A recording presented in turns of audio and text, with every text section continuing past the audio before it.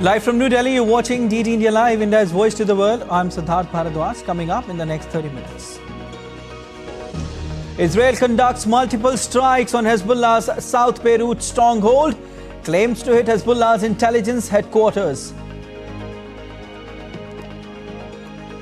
India's External Affairs Minister Dr. S. Jaishankar to call on Sri Lankan President Dissanayake. First high-level engagement between two sides since new leadership took charge in Colombo.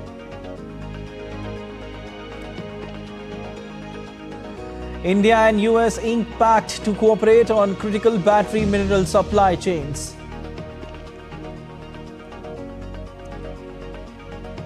And with an eye on maiden ICC World T20 trophy, Indian women's cricket team all set to take on New Zealand in their opening encounter in Dubai.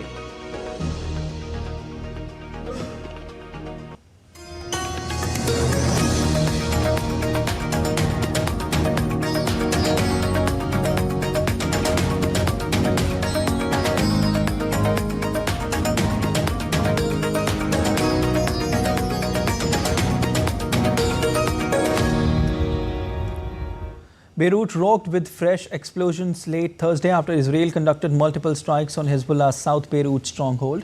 Loud blasts have been reported near Beirut's international airport, which borders the suburb of Daye, Hezbollah's stronghold in the city and a continuing target for Israeli airstrikes.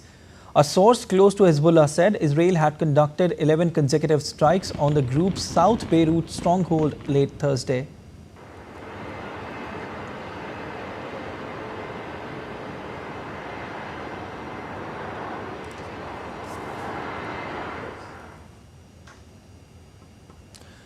Israel claimed to hit Hezbollah's intelligence headquarters in the city as troops battled terror groups' armed men near the border.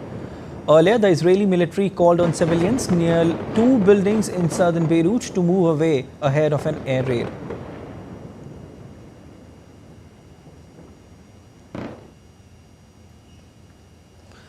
Explosions were heard amid wailing sirens as multiple rockets were intercepted by Israel's Iron Dome defense system over the northern city of Haifa on Friday. Lebanon's Iran-backed Hezbollah group said on Thursday it had targeted Israel's Shakhenin base for military industries in Haifa Bay with a salvo of rockets.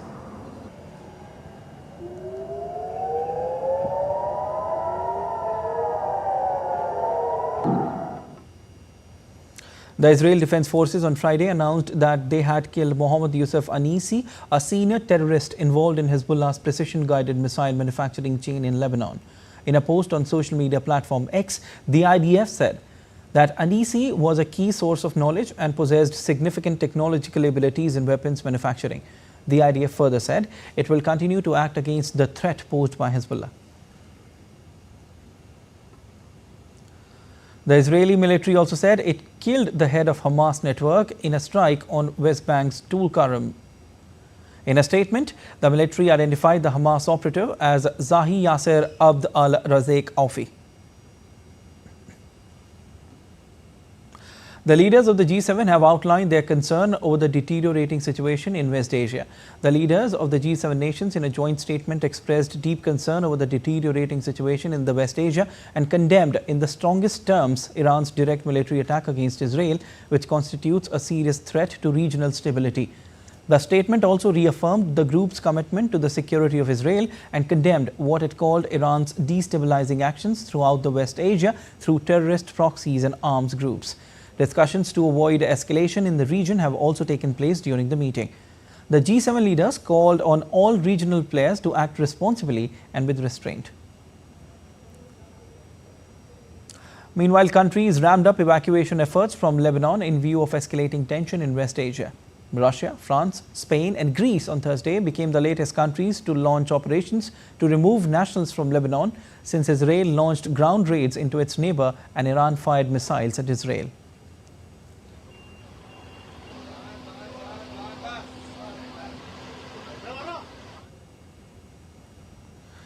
Earlier, Germany, Britain, the Netherlands, Japan, Canada and others evacuated their citizens from Lebanon.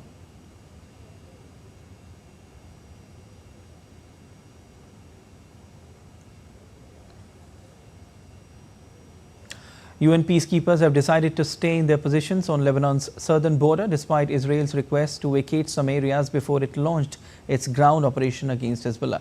The mission, known as UNIFIL, is mandated by the Security Council to help the Lebanese army keep the area free of weapons and armed personnel other than those of the Lebanese state. Talking to media, the UN peacekeeping chief said UNIFIL was continuing to liaise with both countries, describing the mission as only channel of communication between them. The mission was working to protect civilians and support the safe movement of civilians and delivery of humanitarian aid.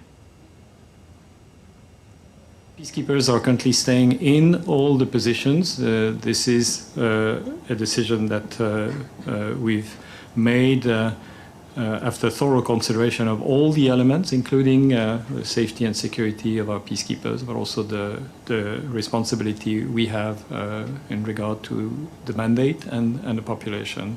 UNIFIL peacekeepers continue to do their best to implement their Security Council mandate in obviously very difficult conditions. A 21-year-old woman kidnapped by Islamic State terrorists in Iraq a decade ago was free from Gaza this week. The Israeli army on Thursday said that troops had freed a Yazidi woman it said had been held in Gaza after being captured by Islamic State group terrorists a decade ago, then trafficked to Gaza.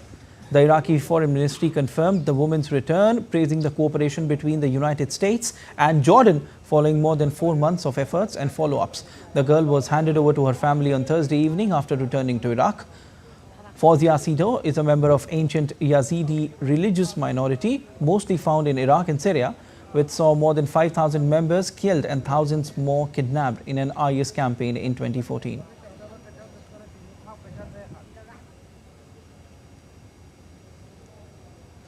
Iran's Supreme Leader Ayatollah Ali Khamenei is reportedly set to lead Friday prayers in Tehran today. Khamenei's public appearance will come at a time when several media reports suggested he was moved to a secure location inside the country due to increased security concerns. The relocation followed the death of Lebanon's Hezbollah chief Hassan Nasrallah in an Israeli airstrike on September 27th. US President Joe Biden said he was discussing possible Israeli strikes on Iranian oil sites in retaliation from Tehran's missile barrage on Israel, in comments that quickly sent oil prices spiking.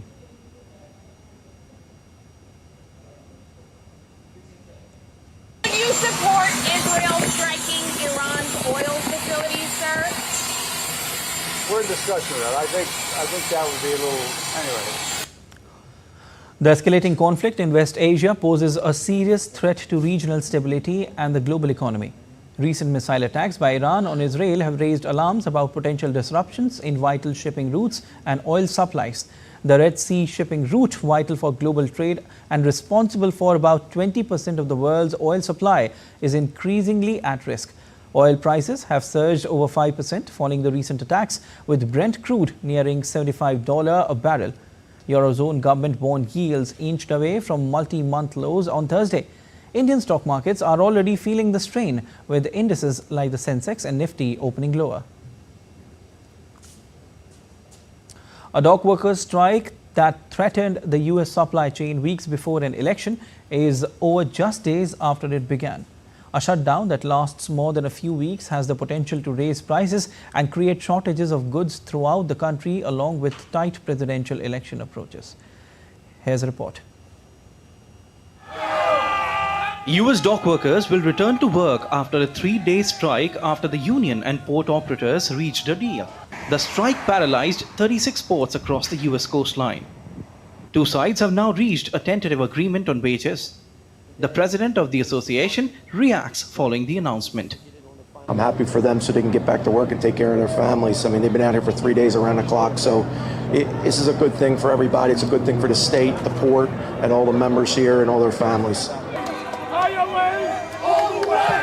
Media outlets claim that a proposal for 62% salary increase over 6 years resulted in a handshake. The unions called for a strike after negotiations stalled over wage increases and protection against automation-related job loss. The strike arrived at a politically precarious time, just 1 month before the US presidential election on November 5th. The tentative agreement has, however, relieved the political pressure. Republican former President Donald Trump had blamed Biden for the crisis. US President Joe Biden celebrated the suspension of the strike and said the dock workers are going back to work. The dock workers are going back to work, and the next 90 days we're going to settle everything. Analysts had cautioned that a lengthy strike could pose a major headwind to the US economy, leading to shortages of some items and lifting costs at a time when inflation has been moderating. Bureau Report, TT India. As US presidential election is just a month away, candidates are making their last moment pledges to voters, and voters too are making final assessment for their choice. As a report by TT India's Akhilesh Suman on latest trend in US elections. The advance polling in some US states is already open, and the candidates are trying to ensure that their supporters cast their votes early, ensuring any possibility of them wavering to new promises from the rival camp is neutralized. On Thursday, at a rally in Michigan, Republican candidate and former US President Donald Trump encouraged his supporters to cast their votes early. He categorically stated that if elected, he will ensure that no state will be able to ban petrol-powered cars or trucks. While I'm president, no state in America will be permitted to ban gas-powered cars or trucks, and I guarantee it. No way. There is no let-up in Trump's targeted attack on the Democratic candidate and US Vice President Kamala Harris. He called her a liar amidst loud approval of his supporters. So you have to tell lying Kamala that we've had enough, Kamala. We can't take you anymore. We're not going to stand for it anymore. Kamala, you're fired. Get out. You're fired. You're fired. Get the hell out of here. On the other hand, Trump's own ship is being deserted at an alarming regularity now. Harris continues to be endorsed by a number of Republican supporters and voters. In Arizona, many Republican voters openly declared their support for the Democratic candidate. That Republicans are saying that that is not our party, that Donald Trump does not represent us, that we have to find a leader that we are proud to vote for to become the President of the United States. Liz Cheney, daughter of former US Vice President Dick Cheney, also came out in a rally with Harris, vowing her support against her Republican Party's candidate. She had voted to impeach the former president for inciting the assault on the Capitol. I tell you, I have never voted for a Democrat, but this year I am proudly casting my vote for Vice President Kamala Harris. The International Association of Firefighters has declared that it would not make a presidential endorsement this time, which is a big boost for Donald Trump, considering the 300,000-strong union endorsed Joe Biden's presidency in 2019. The career firefighters and emergency responders are considered a key voter base in crucial swing states of Pennsylvania, Wisconsin, and Michigan. Akhilesh Suman's report for DD India. North Korea's leader Kim Jong-un said his forces would use nuclear weapons without hesitation if Pyongyang's territory was attacked by South and its ally, the United States, state media reported. Kim criticized South Korean President Yoon Suk-yeol for threatening to end the North Korean regime at a military day event on Tuesday, saying the comment showed which side was destroying regional security and peace. Kim's statements also referenced the South's alliance with the United States as tens of thousands of US troops are stationed in South Korea. Let's take a look at other stories making news around the world. At least 78 people have died after a ferry capsized on Lake Kivu in Eastern Democratic Republic of Congo, just a few hundred meters from its destination. With 278 passengers on board, the boat was traveling from the town of Minova in South Kivu and sank as it was arriving on Goma's shore on Thursday morning. On a Pacific beach in Costa Rica, two women made sustainable leather from discarded fish skins from sea. They are part of all-female PL Marina cooperative, which turns fish skins into sustainable fashion.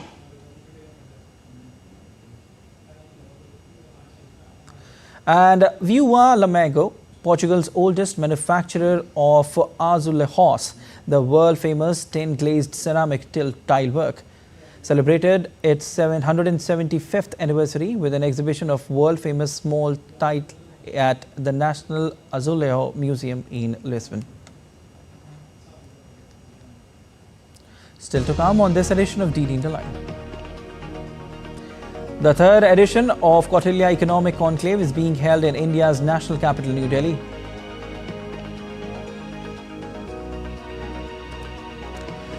And marking the second day of Navratri, people worship Ma Brahmacharini with devotion and fervour.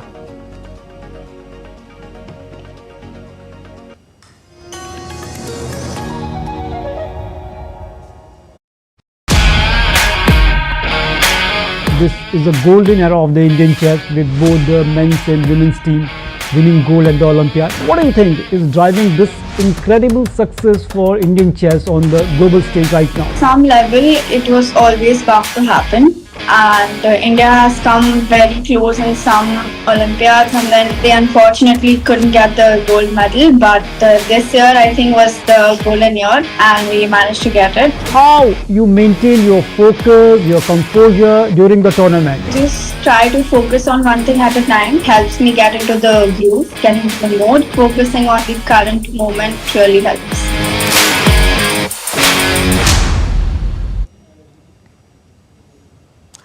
You're watching DD India Live. I'm Siddharth Bharadwaj. India's Minister of Commerce and Industry Piyush Goyal on Friday announced the signing of MOU to expand and diversify critical mineral supply chains between India and the United States. This development was the highlight of the 6th India-US Commercial Dialogue, which the minister co-chaired with US Secretary of Commerce Gina Raimondo in Washington, D.C. During the dialogue, both leaders reaffirmed their commitment to driving outcome-oriented actions to ensure steady progress on key priorities throughout the year. India and US will continue to expand cooperation in new areas and strengthen existing ones by capitalizing on the immense opportunities for both countries in trade and commercial partnership. Minister Piyush Goyal delivered the keynote at the CSIS Center for Strategic and International Studies event on India's evolving manufacturing landscape in Washington, D.C. The minister discussed how historic reforms, diversification and localized supply chains are transforming India into a global manufacturing powerhouse. He also highlighted the Make in India initiative's role in positioning the country as a key beneficiary of shifting global supply chains, presenting great opportunities for investors. When we talk of working amongst trusted partners, India figures high on the list of most parts of the world. And therefore, I believe that our effort to maintain the manufacturing ecosystem in India, even despite all the challenges we inherited in 2014 and the COVID crisis of 2.5 years, the two wars that continue to subsist, threatening to escalate, with the Red Sea crisis having affected our international trade, with all of these challenges, the fact that Indian economy grew by 90% when the world economy grew by about 35% in the last 10 years. And we have maintained our manufacturing share at 17% despite all these challenges inherited and faced in the last 10 years, gives us the courage of conviction and confidence to believe that we can aspire to take Indian manufacturing to about 25%. India's External Affairs Minister Dr. S. Jaishankar reached Sri Lanka's capital Colombo. During his day-long visit, Dr. Jaishankar will meet with the country's newly elected leadership. Dr. Jaishankar will call on President Anura Kumara Dissanayake and Prime Minister Harini Amarasurya. He is also expected to have discussions with his counterpart Vijitha Herath. The visit underlines the shared commitment of India and Sri Lanka to further deepen the long-standing partnership for mutual benefit. It reaffirms India's commitment to its neighborhood-first policy and the Sagar, security and growth for all in the region outlook. India, Nepal and Bangladesh on Thursday signed a trilateral agreement to export 40 megawatts of electricity from Nepal to Bangladesh via India's power grid. The tripartite agreement signed in Kathmandu now enables Nepal to sell electricity to a third country for the first time. Nepal has only been exporting electricity to India, its southern neighbor. As per the agreement, Bangladesh will now import 40 megawatts of electricity from Nepal.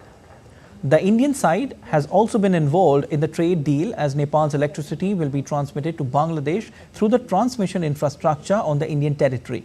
For now, Nepal will transmit the energy to India through the 400 kV Dalkaba-Muzaffarpur cross-border transmission line before India transmits the equivalent to Bangladesh.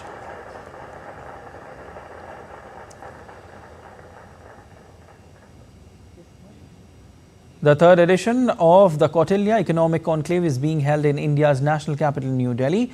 Delivering the inaugural address on Friday, Finance Minister Nirmala Sitharaman highlighted the factors that have led to India's growth story in the last decade. The minister also noted that the government aims to reduce the fiscal deficit from 5.6% in financial year 24 to 4.9% in FY25. Our government continues to uphold its commitment to reducing the fiscal deficit. Aided by buoyant revenue generation, restrained revenue expenditure growth, and healthy economic activity, the fiscal deficit is estimated to decline further from 5.6% of GDP in FY24, I'm basing on provisional actuals, to 4.9% in FY25. The commitment to fiscal discipline will not only help keep bond yields in check, but will translate to lower economy-wide borrowing costs. All right, let's take a look at other stories making news today. North Indian state of Haryana is all set to go to polls on Saturday to elect its 90-member state legislative assembly. The Election Commission of India has made elaborate arrangements for smooth conduct of polls. The voting will take place from 7 a.m. to 6 p.m. local time to decide the fate of 1,031 candidates. Counting of votes will be held on October 8, with the election results being declared on the same day. Devotees thronged temples across the country on the second day of Sharadya Navratri festival to offer prayers and seek blessings. On the auspicious second day of Navratri, special worship and devotion is offered to Ma Brahmacharini as one of the avatars of Goddess Durga. Artist Pradeep Kumar Ghosh from the Indian state Assam crafted Durga idol from the caps of discarded plastic bottles. Standing 5 feet tall, the idol is made from over 8,000 plastic caps.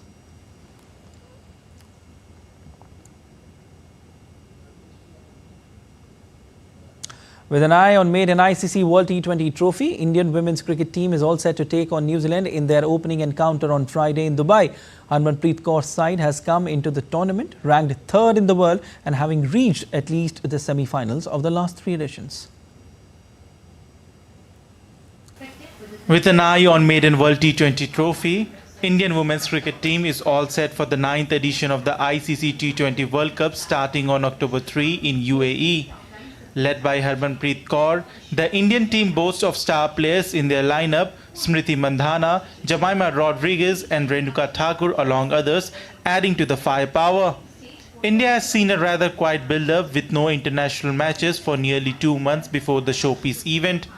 The national team was last in action in the T20 Asia Cup final against Sri Lanka, but lost the marquee clash largely due to poor fielding and struggles against Spain. India arrived at its 15-member squad after months of significant tinkering. This involved workload management, motivated rotations, and trial and error with players of promise based on current form. The major problem for Indian women's team is that they have been unable to cross the final hurdle, be it the 2017 50-over World Cup or 2020 T20 World Cup final or 2022 Commonwealth Games final. Grouped alongside the White Ferns, defending champions Australia, reigning Asia Cup champion Sri Lanka and Pakistan, India will start their campaign under the lights on October 4 against New Zealand in Dubai. They then take on arch rivals Pakistan on October 6. They play Sri Lanka on October 9, while they last face Australia on October 13. India have participated in all 8 editions of the T20 World Cup but have never won the title. In 2009 and 2010, India was ousted in the semi-finals, while in 2012, 2014 and 2016, India could not go past the first round. In 2018 and 2023, India reached the semi-finals but could not go through to the final, and in 2020, India lost in the final. The women in blue have been among the better teams in recent times, but they are yet to lay their hands on the trophy. With tough competition ahead of them, India is set to go for glory and would want to clinch their maiden World Cup title. The wound of their semi-final exit in the 2023 edition is still fresh, and this year's tournament presents the perfect opportunity for retribution. If India can maintain composure and execute their plans effectively, this could finally be their year to lift the coveted T20 World Cup trophy. Sports Desk, DD India. That's all for this edition of DD India Live, but let us know your thoughts on the news of the day. For those on the go, you can get all the latest news and updates from India and across the world on the DD India mobile app. The app is available on both Android and iOS platforms. You can scan the QR code on the screen to download now. We'll be back with more news as it breaks here on DD India. I'm Siddharth Bharadwaj from all of us here in Delhi. Thanks for watching DD India Live.